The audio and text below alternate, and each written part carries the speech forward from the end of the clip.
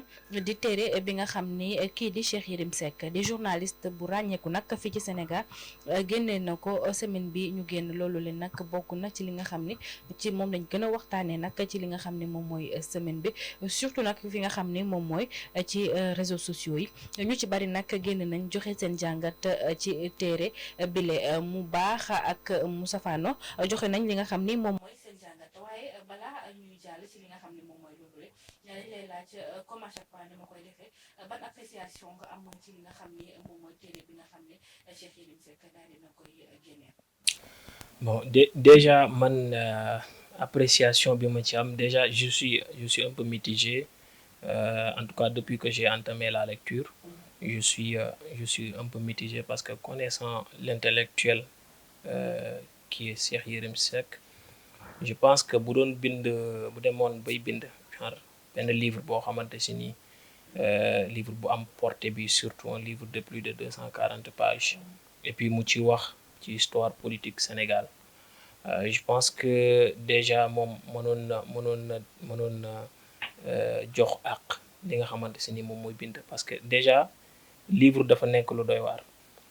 parce que dafay inscrire dans ce qu'on appelle l'art parce que qui bind déjà il est considéré comme étant un artiste. Pourquoi mu nekk artiste? Parce que déjà li définir artiste daf koy définir lan mooy définir artiste? L'artiste qui crée genre mu créer benn tableau benn œuvre d'art wala mu bind livre bàyyi fi whatever wala mu def dara loo xamante si ni en tout cas moom bu fi jógee ëllëg loolu daf koy survivre. En tout cas, c'est ce qui définit les artistes. Si vous prenez par exemple Van Gogh qui est un artiste très célèbre,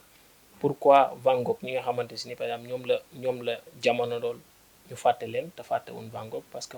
Van Gogh dafa créer daf fi bàyyi dara. Léopold Sédar Senghor par exemple est considéré comme étant un artiste parce que au moins bind na bàyyi fi donc ce sont ses écrits ñoom ñoo koy survivre. Donc pareil pour un écrivain comme Cheikh Yérim Seck. En tout cas qui a écrit ce livre-là bi nga ma wax muy Macky Sall face à l'histoire passage sous scanner d'un pouvoir politique jàngat bi ma ci am nag mooy déjà à l'entame de ses propos dañu gis que ni dafa autoproclamé wu que ni c'est un travail scientifique c'est-à-dire il a fait des recherches pour en tout cas wax ci certaines anecdotes et histoires de la politique sénégalaise. Voilà. À l'entame de ses propos, mu ñëw wax ni, en tout cas, je cite bien, mu ne personne ne peut démentir ce que je dis. Et que bu livre bi génnee ñi nga xamante si ni ñoo may critiquer dañuy jéem a toucher à ma vie privée pour juste se défendre. Donc balaa ma ciy sori damay taxaw ci ñaari points yooyu. Déjà tu peux pas écrire par exemple benn livre ba pare ne personne ne peut réfuter mes propos parce que fii chaque pensée amul benn pensée boo xamante si ni une réflexion qui est exempte d'erreur ou bien une réflexion qui est irréfutable parce que c'est une pensée scientifique te pensée scientifique yëpp mënees na ko rejeter. En tout cas, il y a des scientifiques beaucoup qui ont une dimension beaucoup plus élevée que celle de Cheikh Yérim qui ont été démentis dans l'histoire. Donc pourquoi mon Cheikh Yérim mu ñëw bind ab livre pour nous faire gober à ses propos que ni voilà li mu wax kenn mënu koo dindi. te déjà le fait que mu ne li mu wax kenn mënu koo dindi déjà on a constaté des erreurs dès le début ci livre bi parce que à l'entame juste au début bien avant la première partie du livre mi ngi ci doon wax que ni déjà bi mu demee Qatar parce que il faut rappeler que ni contexte livre bi tamit en tout cas d'après ses propos contexte livre bi li tax mu bind ko daf ne juste ki nga xamante ne ni moom mooy soxnaam si mujjee takk dañu sàccoon téléphone am léegi bi ñu sàccee woon téléphone am nag y avait en tout cas des données à caractère personnel yu nekkoon ci téléphone bi voilà léegi yooyu xam naa peut-être moom la bañoon ay nit jot ci moom moo ko poussé à ce que mu bind livre. Moi je me demande genre le fait que ñu sàcc sa téléphone wala ñu sàcc sa téléphone jabar téléphone boo xamante ni dafa am des données à caractère personnel est-ce que loolu war na la pousser à ce que tu réfléchis en tout cas sur la situation politique du Sénégal pour mën ci waxaat mën ci ñambaas d'autres personnes sous prétexte que ni yow dañu sàcc sa téléphone jabar et que à l'intérieur du téléphone il y avait des données à caractère personnel. Je pense pas que ni loolu ce n'est pas une thèse boo xamante si ni mën na taxaw. Pour revenir sur le fond du livre am na partie bu muy wax que ni dafa demoon Qatar et je pense que en tout cas un penseur comme Cheikh Yérim waroon na prendre en tout cas jéem a au moins vérifier ses propos parce que quand il dit que ni par exemple Qatar Guédiawaye moo ko ëpp Guédiawaye plutôt moom moo ëpp Qatar. Donc moi je pense qu'un penseur comme Cheikh Yérim Seck est de surcroît journaliste expérimenté bu dee demee bay bind livre di ci def en tout cas des révélations comme il l'a appelé war na prendre soin que ni li muy wax en tout cas ce sont des informations vérifiées parce que lii c'est très basique si tu tapes sur Google juste t'as pas besoin de faire de faire des prouesses monumentales pour réfuter li nga xamante si ni moom la wax parce que Guédiawaye ñun ay sénégalais lañ fi lañ dëkk xam nañ Guédiawaye c'est vrai que on n'a pas encore l'opportunité de voyager pour dem Qatar pour xam exactement mais on n'a pas besoin d'aller au Qatar pour xam déjà la superficie du Qatar déjà Qatar waxuma la Guédiawaye mais moo ëpp Dakar superficie bi c'est plus de 11 000 kilomètres Guédiawaye c'est aux environs 13 kilomètres carrés Dakar c'est 83 kilomètres carrés donc déjà erreur mi ngi noonu un livre boo xamante si ni yow à l'entente de tes propos da nga ne li nga wax kenn mënu ko réfuter te déjà ci début bi rek mu am ay erreur muy benn ngi noonu beneen erreur bi ba tey concernant ce pays arabe muy Qatar am na aussi un passage du livre bu muy wax que ni le Qatar se situe au niveau de la mer Rouge. léegi li nga xamante ni moom mooy mer Rouge boobu noonu daf ne pays bi nga xamante ni moom mooy Qatar daf ci bokk te déjà loolu aussi je pense qu'un penseur boo xamante ni am na dayoo bi Cheikh Yérim am je pense que waroon na vérifier en tout cas tout ce qui est information concernant cette déclaration parce que boo vérifier da ngay gis que ni Qatar bokkul ci réew yi nga xamante si ni la mer Rouge daf ko bordé parce que boo xoolee réew yi mer Rouge bordé Égypte la Arabie Saoudite Érythrée Djibouti Yémen ak Israël donc Qatar bokku ci je pense que ni comme je l'ai dit tout à l'heure à l'entame de ses propos quand il dit que ni ces révélations ou ces déclarations personne ne peut les réfuter je pense que mënoon na déjà moom jéem a vérifier ces informations avant muy déclarer yi nga xamante si moom mooy propos yi au début du livre Soxna Fatim. Avant muy déclarer propos yooyu lay Xaadim mais ci leneen lañuy jàll bu ñu paree ci li nga xam ne moom mooy sa appréciation ci téere bi nga xam ni Cheikh Yérim Seck daal dina koy génne moom mooy comme damay rebondir ci li nga xam ne ci la daanle parce que ginnaaw nag bi mu génnee li nga xam ne moom mooy téere bi naam wax na ni histoire yi nga xam ne wax na ko ci livre bi ak lépp li nga xam ne yow expliqué na ko ci kenn mënu ko weddi waaye am na sax nag ko jot a jug nag daal di koy weddi mooy ki nga xam ne moom mooy Moustapha Diop journaliste fi nga xam ne moom mooy ci Walfadjri daal di nay wax ni ki nga xam ni moom mooy Cheikh Yérim Seck daf ko xaw a sax recadré bu ma mënee waxee noonu parce que histoire bi nga xam ne nag histoire ak polémique la mi ngi ci biir livre bi du ma ci sori mais mi ngi wax ni histoire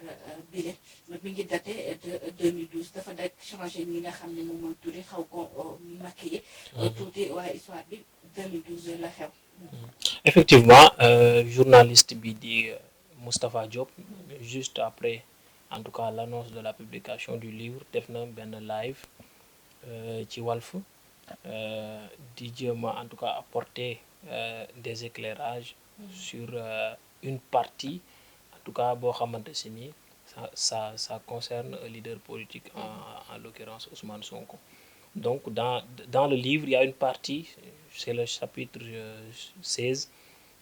buy wax que ni Ousmane Sonko a été en tout cas retrouvé c'était en 2012 au niveau de la corniche de Dakar, en tout cas dans une voiture avec une Gambienne. Et par la suite, le président à l'époque,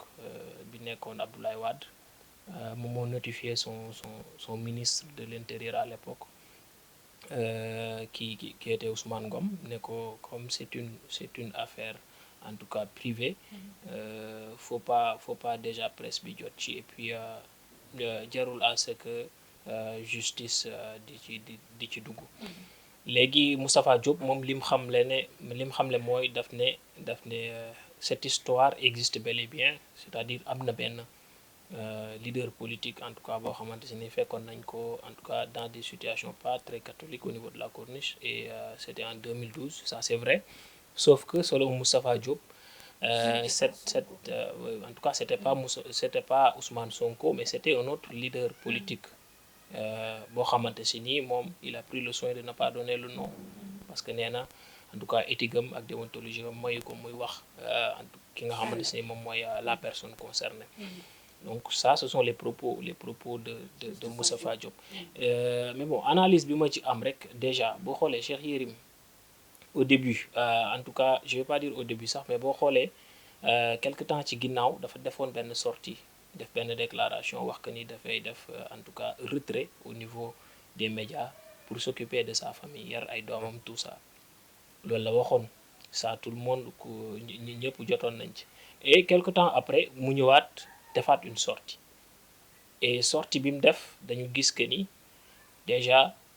bi livre bi génnee mi ngi doon commencé di dànkaafu ñi nga xamante si ni moom leer na ko ni dinañ ko critiquer, parce que moom moo wax que ni livre bi bu génnee képp koo xamante si ni amoo argument da ngay jéem a sulli ay mbóotam, jéem a wax ci passeem pour jéem ko discréditer. Mais moom loolu muy bañ moom la def, parce que boo xoolee déjà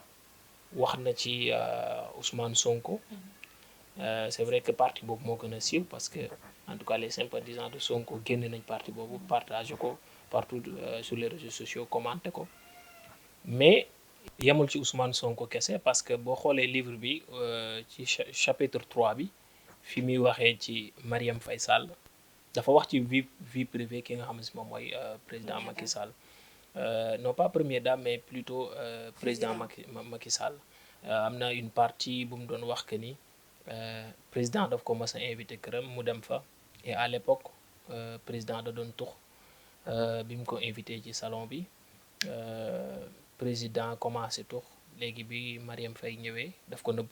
Loolu je pense que c'est en tout cas c'est la vie privée de Macky Sall.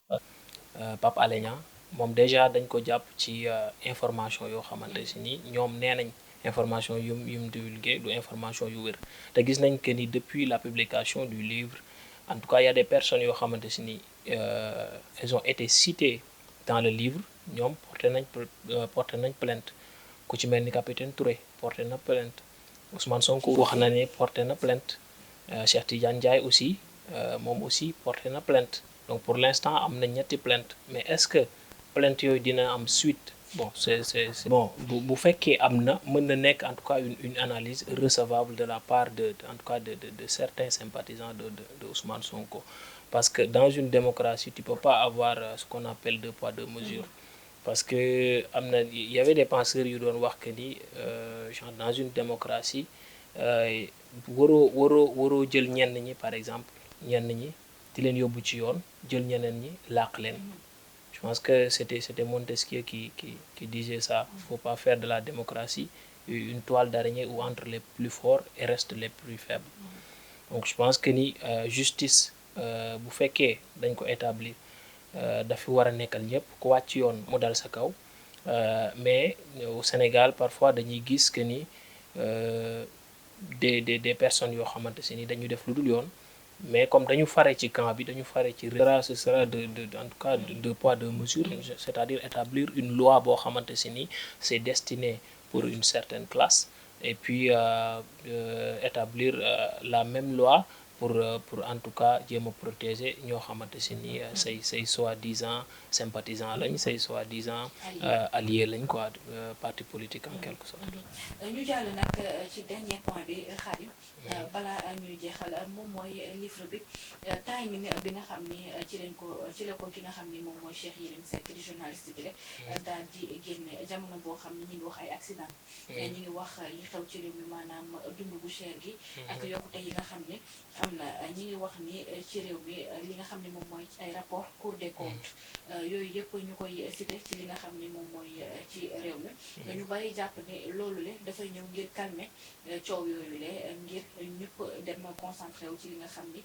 moom mooy livre bi ñu bari nag di jàpp ne mooy comme ni ñu koy waxee rek moom mooy dimension émotive bu population bu Sénégal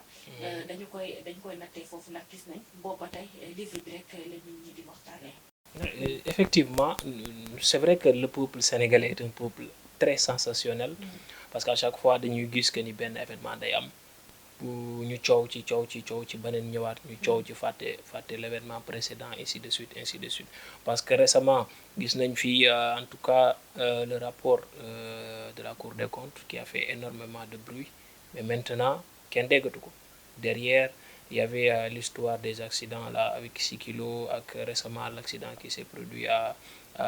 hauteur de Sakal ñu def ci coow aussi voilà livre bi ñëw génn livre bi aussi bi mu jàllee gis nañ aussi li nga xamante si moom mooy coow Adji Sarr Ousmane Sonko ñëwaat bon juste pour répondre à votre question déjà